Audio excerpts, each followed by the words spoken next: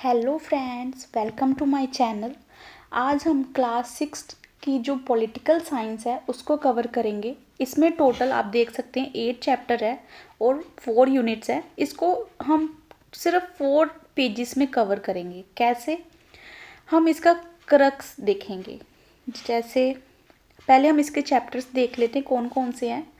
Diversity, government, local government and administration and livelihood, ये 4 चीज़ों के बारे में बेसिकली इसने हमें समझाया हुआ है।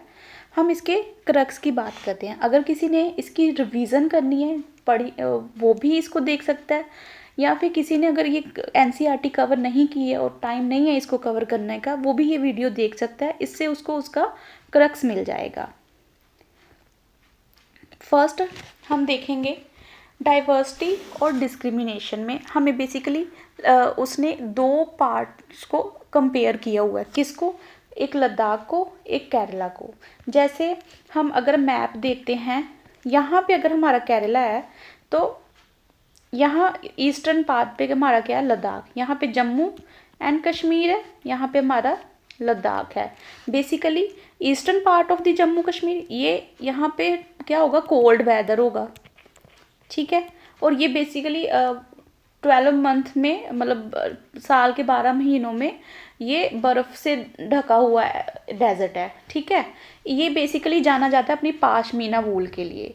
दूसरी तरफ जो केरला है, एक तरफ इसमें अरेबियन सी है, दूसरी तरफ हमें लैंड देखने को मिल जाती है, ठीक है। तो क्या इससे होगा कि एक तरफ तो हमें पानी मिल रहा है जहाँ हम फिशिंग वगैरह कर सकते हैं, एक तरफ हमें लैंड मिल रहा है जहाँ हम एग्रीकल्चर कर सकते हैं। तो इसीलिए ये जो स्टेट है केरला, यहाँ पे हमें स्पाइसेस भी मिल जाते हैं, जैसे पेपर हो गया, क्लव हो गया, कार्डेमम हो गया। दूसरा, हमें फिशिंग नेट और जो फ़िश को फ्राई करने के लिए यूटेंसिल्स यूज़ किए जाते हैं वो भी मिल जाते हैं। Okay, one more point here is that कि जो भी फिशिंग नेट है वो किससे रिजेंबल करते हैं? जो चाइना में फिशिंग नेट यूज़ करते थे उसी की तरह ये भी दिखते हैं, इसलिए हम इसको क्या बोलते हैं? चीना वाला। और जो यूटेंसिल्स हम यूज़ करते हैं उसको फ्राइंग करने के लिए, उसको कहते हैं चीना चट्टी। बेसिकली उसको यूटेंसिल को हम बोलेंगे चीना चट्टी, ठीक है। देन एक बुक की बात आती है, जवाहरलाल नेहरू, JLN मतलब जवाहरलाल नेहरू, ये शॉर्ट फॉर्म है, ने लिखी है। उसका नाम है डिस्कवरी ऑफ इंडिया। इसको हमने याद रखना है। देन ये प्रैक्टिस के लिए क्वेश्चंस है, आप इसको देख सकते हैं। जैसे what do you think living in India with its rich heritage of diversity add to your life? कि अगर हम इंडिया में रह रहे हैं, क्योंकि इंडिया में बहुत सारा मतलब डाइवर्सिटी देखने को मिलती है, उससे हमारी लाइफ में क्या उसका इम्पैक्ट आ रहा है। देन उसने सेकंड पूछा है, do you think the term unity in diversity is an appropriate term to describe India? कि हम बोलते हैं इंडिया में क्या है? Unity in diversity. क्या ये टर्म ठीक है? हमें इंडिया के लिए ये टर्म यूज़ करनी चाहिए? वैसे ये टर्म जो है ना, ये जो हमने बुक की बात की डिस्कवरी ऑफ इंडिया, इसी में ये टर्म यूज़ की हुई है। तो उसका रीज़न भी उसने बताया है कि क्योंकि यहाँ पे अलग अलग रीज़न है, अलग अलग लैंग्वेज है, अलग अलग कल्चर है, स्टिल हम सारे क्या हैं? इंडियंस हैं। तो यही सारी चीज़ें हमने इसमें बतानी है। देन थर्ड क्वेश्चन है, what does the constitution say with regard to equality? Equality के लिए कॉन्स्टिट्यूशन क्या बात कर रहा है? Why do you think it is important for all people to be equal? ये क्यों ज़रूरी है कि हर कोई इक्वल हो? ये तो कॉमन सी सेंस है। अगर इक्वल नहीं होगा हर कोई तो डिस्क्रिमिनेशन होगा। अगर मेन को इक्वल नहीं माना जाएगा वीमन को तो भी डिस्क्रिमिनेशन होगा। अगर कास्ट बाइज्ड होगा तो भी डिस्क्रिमिनेशन होगा। अगर किसी को जॉब में प्रेफरेंस दी जाएगी, किसी को नहीं दी जाएगी। मान लो एक 2 कैंडिडेट हैं, कैंडिडेट ए और कैंडिडेट बी, ठीक है। कैंडिडेट ए के मार्क्स जो हैं वो मान लो 50 आए हैं 100 में से, ओके। और कैंडिडेट बी जो है उसके सिर्फ 20 मार्क्स आए हैं, ठीक है। अगर डिस्क्रिमिनेशन करना है बट लेकिन जो कैंडिडेट बी है ना वो जनरल है, जनरल कैटेगरी को बिलोंग कर रहा है। कैंडिडेट ए जो ए है वो क्या है? शेड्यूल कास्ट को बिलोंग कर रहा है। अब अगर डिस्क्रिमिनेशन होगा तो क्या होगा कि इसके 20 मार्क्स आए हैं, स्टिल हम जनरल वाले को प्रेफर करेंगे जॉब के लिए, लेकिन इसके 50 मार्क्स आए हैं, स्टिल हम इसको प्रेफर नहीं करेंगे। अगर इसको हमने प्रेफर कर भी लिया जॉब के लिए, हमने इसको जॉब दे भी दी, फिर भी इन सोसाइटी हम इसको इक्वल राइट्स नहीं देंगे। जैसे ये जहाँ से बाकी लोग पानी पी रहे हैं, ये वहाँ से पानी नहीं पी सकता, ये सबके साथ बैठ नहीं सकता, तो हम बेसिकली डिस्क्रिमिनेट कर रहे हैं। तो ये सारी चीज़ें क्या सही हैं? बिल्कुल सही नहीं है। ठीक है, तो यही चीज़ें हमने इस क्वेश्चन में बतानी है। नेक्स्ट,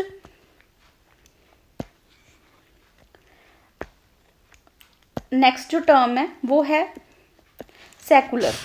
सेकुलर टर्म का मीनिंग क्या होता है? सेकुलर, अगर कोई भी स्टेट सेकुलर है, इट मीन्स उसका अपना कोई रिलीजन नहीं है।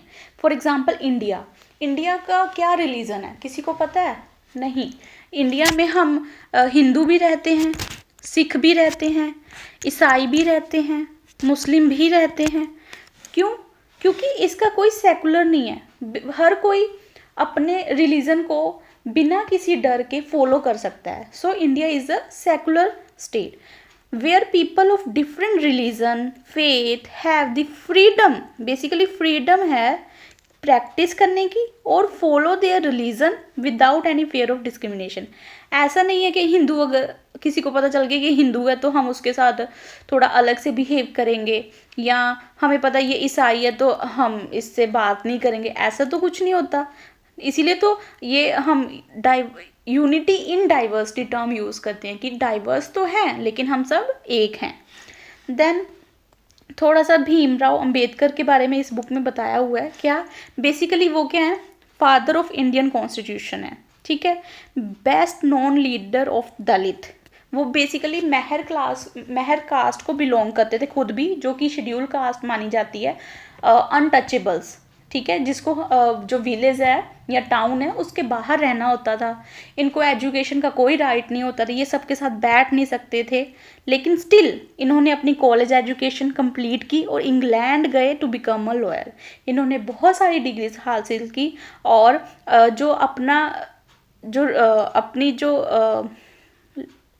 कम्युनिटी है उसको इन्होंने एनकरेज किया कि एजुकेशन दो अपने बच्चों को और गवर्नमेंट जॉब लो ताकि आप भी सिस्टम का हिस्सा बन सको। ये इसीलिए इन्होंने कॉन्स्टिट्यूशन जब लिखा जाना था उसमें भी बहुत ग्रेट रोल प्ले किया था, इसीलिए इनको फादर ऑफ इंडियन कॉन्स्टिट्यूशन भी कहा जाता है। ठीक है, नेक्स्ट है गवर्नमेंट की बात करेंगे। गवर्नमेंट क्या होती है? सबसे पहले हमें डेफिनेशन पता होनी चाहिए गवर्नमेंट होती क्या है। Government group of people with the authority to govern a country और स्टेट। ये वो पीपल हैं, एक झुंड है पीपल्स का, जो क्या कर सकता है, हमारी कंट्री को या हमारे स्टेट को गवर्न कर रहा है। हमने उनको अथॉरिटी दी है कि आप हम पे रूल करो।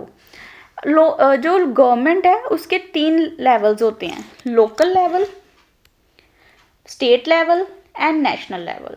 लोकल में एग्जांपल आती है पंचायत। स्टेट में आप कोई भी स्टेट ले लो, पंजाब, हरियाणा, आंध्र प्रदेश, कोई भी इसमें आ जाएगी। नेशनल में सेंट्रल जो गवर्नमेंट है, ठीक है, जैसे इस टाइम पे सेंट्रल गवर्नमेंट है। ऐसे टाइप्स ऑफ गवर्नमेंट, 2 तरह की गवर्नमेंट्स होती हैं, एक मोनार्की, एक डेमोक्रेटिक। अब मोनार्की और डेमोक्रेटिक में क्या डिफरेंस होता है? मोनार्की में बेसिकली क्या होगा, एक किंग होगा। ठीक है, किंग के नीचे कुछ उसके चाहने वाले हो सकते हैं। ठीक है, अब मान लो ये इसके चाहने वाले A, B, C और D हैं। ठीक है, अब उसके जो स्टेट है उसमें कोई मैटर आ गया। ठीक है, अब उसने क्या करना है, डिसीजन लेना है मोनार्क ने, या मोनार्क किंग भी हो सकता है और क्वीन भी हो सकती है। ठीक है, जेंडर इक्वालिटी। तो अब इन्होंने कहा, जैसे मान लो कि पानी सूखा पड़ गया। ठीक है, सूखा पड़ गया तो क्या हो गया, भूखमरी फैल गई है पूरे राज्य में। तो इन्होंने कहा कि इन सारों ने सलाह ली, आपस में डिस्कशन की, तो इन्होंने कहा कि हमारे पास काफ़ी सारा फंड है, तो हम क्या करते हैं, किसानों को थोड़ा सा फ्री अनाज दे देते हैं। लेकिन ये सलाह इन्होंने किंग यानी मोनार्क को दी। किंग ने क्या किया, उस सलाह को नहीं माना। क्यों? क्योंकि जो मोनार्क है वो रिस्पॉन्सिबल नहीं है टू द पीपल, वो जो चाहे जो उसको ठीक लगे वो कर सकता है। दूसरी तरफ एक है डेमोक्रेटिक गवर्नमेंट, इसको हम ना अलग से समझते हैं। हाँ, ये मोनार्क है, ये है डेमोक्रेटिक, ठीक है। इसमें डिफरेंस हमने देखना है। इसमें एक किंग होगा या फिर क्वीन होगी, इसमें ग्रुप ऑफ पीपल होंगे, ठीक है, वो ग्रुप हमने इलेक्ट किए होंगे, ठीक है। अब जो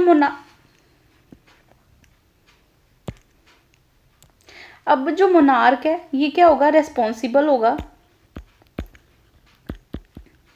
किसी को होगा नहीं, क्यों? क्योंकि वो किंग है, लेकिन इसको किसी ने इलेक्ट नहीं किया, ये जनरेशन वाइज बन रहा है। मतलब आज इसके फादर है, इसका जो सन है वो राजा बनेगा, फिर उसका सन भी राजा बनेगा, फिर उसका सन भी राजा बनेगा। लेकिन डेमोक्रेटिक में आज जो भी पीएम है, क्या उसका सन पीएम बनेगा? नहीं। क्या जो आज पीएम है ये तब तक पीएम है जब तक कि ये इसकी डेथ नहीं हो जाती? नहीं। हाँ, इसको हम क्या करते हैं, इलेक्ट करते हैं हर 5 साल में, ठीक है। तो ये क्या है, रिस्पॉन्सिबल टू द पीपल। अगर ये कोई डिसीजन लेता है जो पीपल को नहीं पसंद आता, उसकी जो भी स्टेट के पीपल हैं उसको लगता है कि नहीं ये कॉन्स्टिट्यूशन के खिलाफ है या इसमें हमारा फ़ायदा नहीं है, वो क्या कर सकती हैं, इसको हटा देंगी, ठीक है। तो बेसिकली ये डर रहा है, इसको देख के अपने पीपल को देख के चलना है। लेकिन अगर यहाँ पे लोगों को इस मोनार्क का डिसीजन पसंद नहीं आता तो वो क्या मोनार्क को हटा देंगे? नहीं, क्योंकि मोनार्क मतलब राजा, राजा मतलब भगवान, तो भगवान को कोई नहीं हटा सकता, ठीक है। ये ऐसे सिस्टम है। देन हम बात करते हैं सफ्रेज मूवमेंट की। ओके, सफ्रेज मूवमेंट क्या होती है, मीन्स राइट टू वोट। इसमें हमने क्या हुआ था कि स्टार्टिंग में विमेंस को, पुअर्स को, दलित को, वो पीपल जिनके पास लैंड नहीं है, लेबर हैं, उनको वोटिंग का राइट नहीं था, वो वोट नहीं दे सकते। वोट कौन दे सकता था? मैन दे सकते थे। कौन से मैन दे सकते थे? जिनके पास लैंड है, अपनी लैंड है, ठीक है। तो सबको वोटिंग का राइट मिले उसके लिए एक फाइट की गई थी, उसी को हम सफ्रेज मूवमेंट बोलते हैं, ठीक है। देखो क्या लिखा है, earlier women and the poor in the USA did not have the right to vote, ठीक है। They fought for their rights and this movement strengthened during first world war. उन्होंने अपने हक के लिए लड़ाई की और ये लड़ाई फर्स्ट वर्ल्ड वॉर के दौरान काफ़ी स्ट्रॉन्ग हो गई थी, ठीक है। फाइनली दे सक्सीडेड, फिर उनको क्या, वो सक्सीड कब हुए? 1920 में एंड यूके में 1928 में, ठीक है।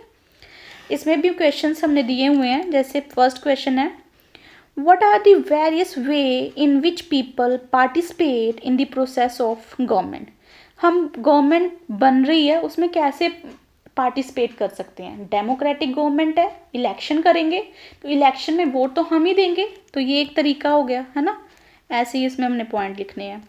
Second, why do you think we need the government to find solution to many dispute? अगर गवर्नमेंट नहीं होगी तो हर कोई अपने हिसाब से डिसीजन लेगा, हर कोई सोचेगा मैं ही ठीक हूँ, तो इससे जो डिस्प्यूट है वो सॉल्व कभी नहीं होंगे, बढ़ जाएंगे। देन थर्ड है, what action does the government take to ensure that all peoples are treated equally? अब गवर्नमेंट ने ऐसे क्या एक्शन लिए हैं कि जिससे सारे पीपल इक्वली ट्रीट हों? फर्स्ट हमने क्वेश्चन किया था कि क्यों इक्वली ट्रीट होने चाहिए, अब क्वेश्चन है कि गवर्नमेंट ने क्या स्टेप्स लिए हैं कि पीपल्स को हम इक्वली ट्रीट करें। तो बेसिकली रिजर्वेशन का प्रोसीजर उसने यूज़ किया है। हम रिजर्वेशन देते हैं एजुकेशन में और जॉब में on the basis of their caste. तो हम ऐसा क्यों करते हैं? क्योंकि पहले क्या हुआ, काफ़ी सारा डिस्क्रिमिनेशन हो चुका हुआ है शेड्यूल का, शेड्यूल ट्राइब्स के साथ, ठीक है। तो अब यहाँ पे जनरल है,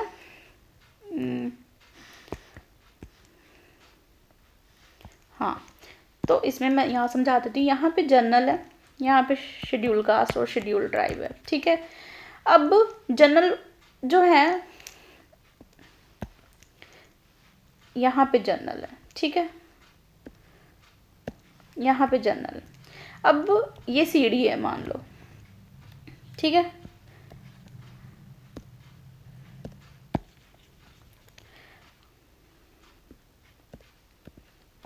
यहाँ पे शेड्यूल कास्ट और शेड्यूल ट्राइब्स हैं, ठीक है। अब यहाँ पे जनरल है। अब कोई भी गवर्नमेंट जॉब होगी, कोई भी कंपटीशन होगा, वो यहाँ पे होगा, ठीक है। यहाँ जो यहाँ से यहाँ चला जाएगा वो उसको जॉब मिल जाएगी। अब इसको 1 स्टेप 2 स्टेप 3 स्टेप 4 स्टेप आगे आना पड़ेगा, फिर ये इसके बराबर होगा, तो ही तो हेल्दी कंपटीशन होगा। ये तो पहले से 4th स्टेप पे बैठा हुआ है। इसीलिए ये हेल्दी कंपटीशन कराने के लिए हम इसको प्रमोट करते हैं, हम इसको क्या करते हैं, रिजर्वेशन देते हैं, रिजर्वेशन, ताकि ये भी 4th स्टेप तक आ जाए और हेल्दी कंपटीशन हो एंड देन ये बीट करे गवर्नमेंट जॉब के लिए, ठीक है। नेक्स्ट है पंचायती राज। पंचायती राज क्या है, बेसिकली एक एग्जीक्यूटिव बॉडी है। 3 तरह की बॉडी होती है, लेजिस्लेटिव, एग्जीक्यूटिव एंड जुडिशरी। इसको हम विंग्स ऑफ द गवर्नमेंट भी कहते हैं। जो लेजिस्लेटिव बॉडी है ये रूल्स बनाती है, एग्जीक्यूटिव बॉडी उस रूल्स को अप्लाई करती है, जुडिशरी देखती है कि जो रूल्स बने हैं और अप्लाई हुए हैं वो अकॉर्डिंग टू द कॉन्स्टिट्यूशन है या नहीं है, ठीक है। तो पंचायती राज कहाँ आएगी, एग्जीक्यूटिव, मतलब यहाँ पंचायती राज है, ओके। ग्राम सभा। ग्राम सभा क्या होती है, anyone who is 18 years old or more who has right to vote is a member of ग्राम सभा। बेसिकली जो भी 18 साल का हो गया है वो क्या बन जाएगा, ग्राम सभा का मेंबर बन जाएगा, ठीक है। अब सरपंच है, सरपंच के अंदर पंच आते हैं, जैसे पंच 1, पंच 2, पंच 3, पंच 4, ठीक है। अब इन 4 पंच का लीडर कौन होगा, सरपंच। ये 5 साल के लिए इलेक्ट किया जाता है, ये भी 5 साल के लिए इलेक्ट किया जाता है और पंच भी 5 साल के लिए इलेक्ट किए जाते हैं, ठीक है। अब कैसे किए जाते हैं, देखो एक विलेज है, ठीक है। इस विलेज को हमने छोटे छोटे वार्ड में डिवाइड किया, वार्ड ए, वार्ड बी, वार्ड सी, डी, ई, एफ, जितना बड़ा ये विलेज है उस अकॉर्डिंग हम छोटे छोटे वार्ड में उसको डिवाइड कर देते हैं, ठीक है। हर एक वार्ड में से हमने एक पंच को चुनना है, फिर ये सारे पंच मिल के क्या करते हैं, सरपंच को चुनते हैं, वो इलेक्ट करते हैं, ठीक है। और ऐसे हमारी क्या बन जाती है, ग्राम पंचायत बन जाती है। और इस ग्राम पंचायत का वर्क जो है वो रिकॉर्ड करने के लिए और ये सारा काम लीगली हो, एक सेक्रेटरी अपॉइंट किया जाता है गवर्नमेंट की तरफ से, जो क्या करता है, मीटिंग्स बुलाता है और सारा रिकॉर्ड रखता है। इसमें मेन पॉइंट हमने ये याद रखना है कि इस सेक्रेटरी को हम अपॉइंट करते हैं, इलेक्ट नहीं करते। पंचायत जो है वो सारी इलेक्टेड होती है, लेकिन जो सेक्रेटरी होता है वो अपॉइंटेड होता है। यहाँ पे कंफ्यूजन क्रिएट कर देते हैं क्वेश्चन में कई बार, ठीक है। देन 1996 में क्या हुआ है, जो केरला गवर्नमेंट है, ये एक फैक्ट है, उसने अपने बजट में कुछ चेंजेस किए थे। क्या चेंजेस किए थे कि 40% जो उसका एंटायर बजट है वो पंचायत को देगी, जैसे कि जिससे क्या होगा, जो उसका विलेज एरिया है वो भी अच्छे से डेवलप कर सकता है, ओके। देन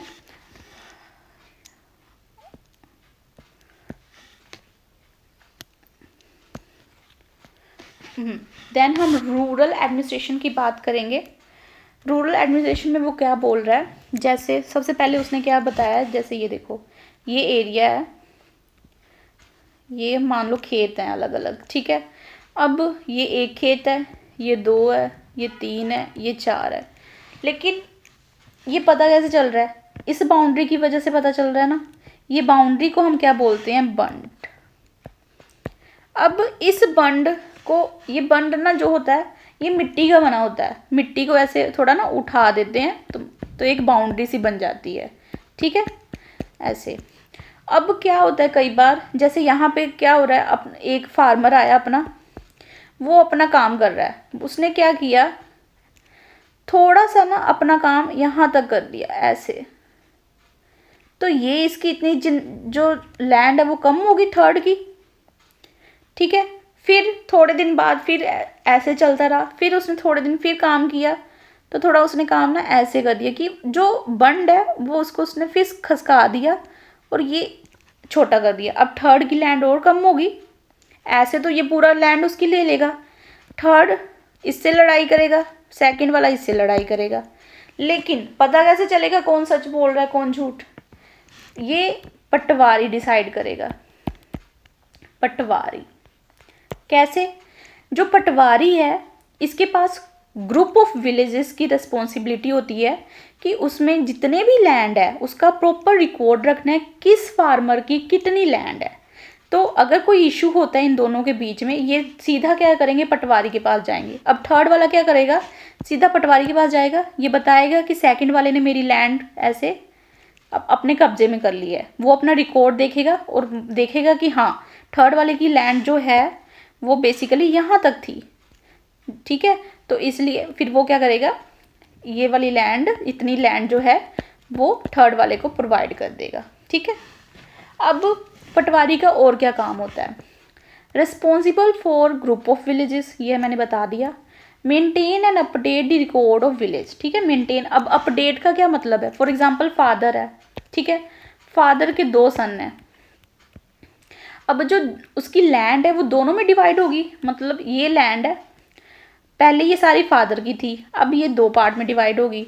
फिर एक ये जो सन है इनके भी 2 सन हो गए और इनके भी 2 सन हो गए, तो ये फिर से 2 पार्ट्स में डिवाइड हो गई, ठीक है। ये इसीलिए इसने बोला कि update the record of the village, कि उसको अपडेट भी करते रहना है उसने। उसके बाद मयरिंग the land and keeping land records is the main work, ये क्या करेगा, लैंड को मयर करेगा और उसका रिकॉर्ड भी रखेगा। देन बात आती है तहसीलदार। तहसीलदार क्या करता है? अब पटवारी ऐसा भी तो कर सकता है, फार्मर जो सेकंड वाला फार्मर था उससे थोड़े पैसे ले ले और थर्ड वाले को बोले तू झूठ बोल रहा है, ऐसा भी तो हो सकता है। तो इसके ऊपर हमने क्या रखा है, तहसीलदार। जो भी काम पटवारी कर रहा है उसको सुपरवाइज कौन करेगा? तहसीलदार। इससे क्या होगा कि करप्शन के चांसेस कम हो जाएंगे, ठीक है। देन एक लॉ की बात करेंगे हम, वो लॉ है